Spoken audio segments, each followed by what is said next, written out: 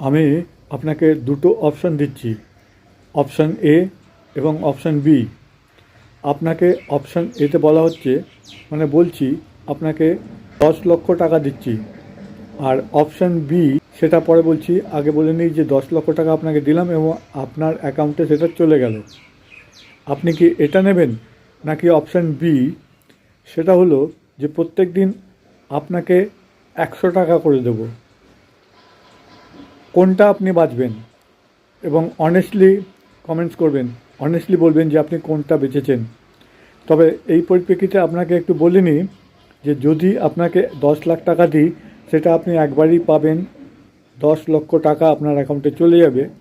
কিন্তু আপনি যদি 10 লক্ষ টাকা না নিয়ে 100 টাকা করে প্রত্যেক দিন দিই এবং সেটা ডবল হতে থাকবে, ধরুন আজকে 100 টাকা দিলাম, কালকে 200 টাকা দিলাম, তারপর দিন 400 টাকা দিলাম, এইভাবে আপনাকে 1 মাস দেব, তাহলে আপনার কাছে থাকবে কত? 1 মাস পর 53.6 crore রুপিস।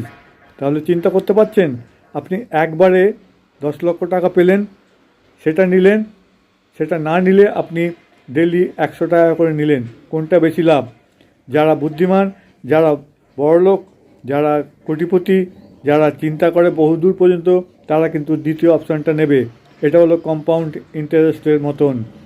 সুতরাং আপনি যদি সত্যি সত্যি বলেন যে কোনটা অপশান চয়েস করেছিলেন, তাহলে খুশি হব। অবশ্যই অনেস্টলি বলবেন আপনি এ অপশান আপনি চয়েস করেছিলেন না বি অপশান। সবসময় বি অপশানটা চয়েস করে যারা বুদ্ধিমান তারা। যদি বি অপশানটা আপনি চয়েস করে থাকেন, তাহলে আপনি নিঃসন্দেহে বুদ্ধিমান, তাতে কোনো সন্দেহ নেই।